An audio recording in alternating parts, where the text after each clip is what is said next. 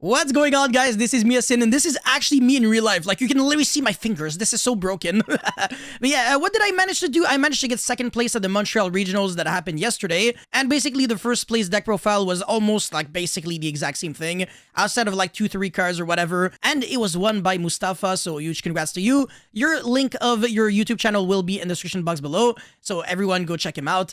We finished with the exact same score, so 6 wins and 1 loss. He won against me. I misplayed completely. I summoned the wrong monster, the wrong context, so I definitely screwed up. Definitely my fault, but lesson learned. So hopefully at future YCSs, I'm not going to screw up that much. But yeah, this is my beautiful reward for winning the regional. Even though I didn't win, I got second place. Yeah, and that wasn't the deck box that I got. This is just a beautiful lunch box that I always use for actually every single event, and people always laugh when they see this. Anyways, let's get right into the deck profile. Not even gonna waste any of your time. Actually, I will. A friendly reminder to like and subscribe. Check me out on Twitch and Instagram, etc. Blah, blah, blah. Links will be in the description box below. But anyways, triple Shaylin, triple Huffiness, triple Renoheart, and triple Mayru. So yeah, Shaylin is a level 4 monster that can summon itself, which means that you can make Dweller, you can trigger Tears without wasting your normal summon. And then Renoheart is an Armageddon Knight, so you're always guaranteed something. That's something that I always love about Renoheart. And also, its name is unique because you can make Lightheart with it. Huffiness is a hand trap and it's a level 3 monster. Being a level 3 doesn't make it unique in any way, shape, or form. However, Mayru being level 2 definitely makes it unique because you can use it for Splight Elf or Splight Sprint, which means that there is now a sequence that is very important when you use your tier effects. So you usually use Huffiness 1 because it's the least unique one, and then Shaylin 2nd because if you're playing Redoer, then it means that you could actually trigger Shaylin eventually, and then Mayru last usually because you can just link off your monsters, make Splight Sprint, and trigger it at any point you want, kind of, in a way. So yeah, that's it for the tier monsters. 12, that's probably the perfect number. And I am playing Bisted cards. I want to say the engine was just like so good for me. The cards are like very good against Tearlaments. Actually, it's funny how the biggest counter to Tearlaments is Bisted, but the engine also synergizes in Tearlaments. It makes no sense, but whatever. So triple Lubalion as well as triple Magnamut, and 1 Druid Worm and 1 Saronir. So Lubalion's completely overpowered. It's really insane going first. It's actually better to draw than Magnamut if you're going first, but if you're going second, Magnamut is better because you hand trap your opponent, you have a body on field, and then you search your Lubalion, which can search another Magnamut. So indirectly, Magnamut can search a Magnamut, and also you're gonna have a Lubalion in the grave, which means that you can revive back by pitching the Magnamut from the field to the grave, and place a branded continuous spell or trap from the deck into the face-up spell and trap zone. And I said place, not activate. So you could be under anti-spell fragrance and still manage to get some spell cards on the field, which is very cool. And also, its graveyard summoning condition is not an activated effect, but rather an inherent summon, just like the Infernoid monsters, so you can be under Dweller and still summon this card from the grave, which is absolutely fantastic. So this card is just ridiculously good. And Magnamut, of course, is like a kind of a game-ending card against Tearlaments. Druid Worm is very nice, and Saronir is usually the worst, but you can actually foolish for branded spells or traps or the Bisted monsters, such as Lubalion. So you can pitch the regain from the deck to the grave, and then place it back on the end phase with a branded beast that you can get with the Lubalion.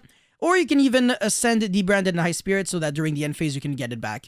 So yeah, these cards were absolutely fantastic. There was a world in which I might play 2 Druid Worm and 2 Saronir. We never know. The deck space was kind of tight for this deck, so it was hard for me to fit in, 40 cards while having like 10 Bisted monsters or something. Now for the High Spirits cards, I'm playing 1 Albion the Shrouded Dragon as well as Blazing Cartesia.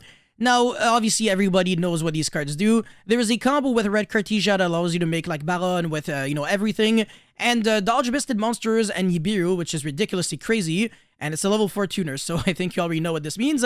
Albion is a draw 1 card, but you can also revive back from the grave by discarding a branded spell or trap card from the hand to the grave, if I recall correctly. And that's kind of relevant because it's a high-level Dark Dragon monster that you can send to the grave in order to revive back your Lubalion so you can get your stuff going from there, even if you do not have access to a Bisted monster in your hand or field or whatever, so that's actually really cool. And finally, well, that's it for the monsters. Now let's get into the spell cards. So this is super self-explanatory, 4 field spells and 1 instant fusion. You will never see a deck list that will not be running that unless they're like on budget or something. But my budget is infinite dollars because I'm sponge. I can't afford these cards anyways. Triple High Spirit's another card that I can't afford even though it's probably like 1 cent. This card is broken. You use it on draw phase. You dodge Veiler, Androl, and Logbird. This card is ridiculously good. Literally just almost nothing negative to say about this card outside of, it sucks to draw in multiples. And it's a very bad top deck in the grind game because it's more of like an early card. If you already have the Lulu Chaos in the grave, you will not be able to legally activate this card, unfortunately. But yeah, it's a sick card. Alright, so for the other spell cards, I'm playing... Ooh, well, this one is a good one, apparently. I've heard that Super Poly breaks boards because it does. It's, like, good against everything. And, yeah, shoutouts to the mismatch rarities. I think I have, like, 1 Ultra, 1 Gold, and 1 Common. Oh, man. It's actually a good thing for you that the video quality is so trash on my webcam. Otherwise, your eyes would probably be bleeding right now. Yeah, these cards are really good. You don't really get any value off of the card that you're discarding, but that is going to change with the Ishizu support, because Agido and Kelbeck still get their effects off even when they're discarded by a cost and not a card effect. Anyways, for the final Tearlaments spell cards, I'm on 1 Scream and 1 Heartbeats. So Scream is really nice. Even if you don't draw it or mill it, you can still send it to the graveyard when you destroy your own Kaleido Heart with a field spell or Baron, and then you can search for a second trap that way. So you search one trap with Kid Kalos, and then the other trap with Scream. And Heartbeats is insane because it's an Optimistic Mind that doesn't destroy, it shuffles back into the deck, so even Field Barrier will not protect it. And furthermore, it's also really cool to mill because you can recycle back your trap cards. And you can unbrick with this card by sending, like, the Solic, for example. Yeah, which is this card in case you're wondering. But yeah, anyways, that's it for these 2 cards, and the final spell card is Regained. I think everybody, again, knows what this card does. But just in case you don't, basically whenever your opponent normals or special summons a monster, you can revive back any Bisted monster from the grave except Lubalion because it cannot be properly summoned outside of its own summoning condition. And every time a light or dark monster is banished from, like, literally any player, you can put it back on the bottom of the deck, so even your opponent's cards, draw 1 card. So it's once per turn on your own turn and on your opponent's turn. This card is insane. I really like it. And finally, Ruan Branded Beast. This is very similar to, like, I think the name is Ballista Squad. While you control a Bisted monster, contribute 1 Dragon monster, destroy any card on the field. So another Optimistic Mind. So I play 2 Optimistic Mind. And also on the end phase, you can get back your Branded Regained, which is very nice at allowing you to, get back a lot of resources with just 1 single card. So that's the benefit of Saronir. You like send this and then end phase you get it back. So that's pretty cool. And finally, for the Tearlaments traps, double Solic and 1 Crime. Crime is actually decent to mill if you get, like, Reapered, because you can recycle back 1 Kid Kalos. And then Solic is always good to mill because you can get your engine started by searching, like, Rainbow Heart or whatever. And of course, you can recycle them back with Heartbeats. These cards are just always really good to, like, have access to. And Crime is really nice as an Omni-Negate, being able to negate pretty much everything that would destroy your deck. Alrighty, so that's it for the main deck. Now let's move into the extra deck. Oh my god, I'm really bad. Okay, cool. So I'm playing 1 Dark, the Dark Charmer, Gloomy, whatever. This revives back any dark monsters from your opponent's grave. I was able to revive back a couple of Magnamuts and then use the effect to search and then, like, make an Elf and then revive back a monster, like make a Sprint, send a Meru, and just play, just beat interruptions like that. So this card's really, really cool. And you can also crash it sometimes and then search, like, whatever Tearlament monster you're missing, maybe like Alphinus or Shaylin. I think you can legally do that. You just can't search, like, Meru because it has to have very low defense. And now for the other Link monsters, of course, I'm on Splight Elf as well as Splight Sprint. So you need at least 1 level 2 monster or Link 2 or whatever monster to make it, which is very easy to achieve. So any 3 monsters would be able to go into either Elf or Sprint, because you can turn 2 monsters into Dark, and then the other, or Masquerina, whatever, and then the other one with the Link 2 that you just made into Elf or Sprint. And these cards are just incredible. If you have, like, a Sprint with, like, a rank 4 or rank 6 monster on the field, you can interrupt your opponent even more on their turn by bouncing back a monster that was special summoned, or whatever, any monster, whenever a monster is special summoned, by detaching 1 Xyz material from a monster on your field. And everybody knows what Elf does. It's a monster reborn, and it protects your monsters from being able to be targeted as long as they are being pointed to by Elf. And for the other Link monsters, 1 Masquerina as well as Borload Dragon. So Masquerina can make the Sprint on the opponent's turn, which is really cool because you can trigger the Meru in order to fuse like a Lido Heart or something. And also, it makes it undestructible by card effects. So imagine if you're making, like, a Borload, which already cannot be targeted by monster effects, and on top of that, you're making undestructible by card effects. So the field spell will not be able to deal with this card, which is really insane. And the Masquerina is just, like, a very good card, just in general, like, being able to send the Druid Worm from the field to the grave so that you can use its effect to, like, send another card your opponent controls. That's actually really nasty. Now, for the fusion monsters, I'm on, of course, double Kid Kalos, Lulu Kalos, and Kaleido Heart. Nothing worth explaining here because everybody plays the exact same ratios.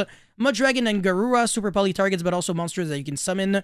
Muddragon being a level 4, so you can make Dweller with it, and it's also a water attribute monster, so it makes the Dweller gain 500 attack as well as any other water monsters such as Lulu Kalos.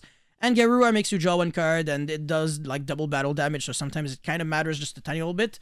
And the final monster is the one Drago Stapelia. Sometimes the second one could kind of come up, but nah, I don't know. Like, you can live without it.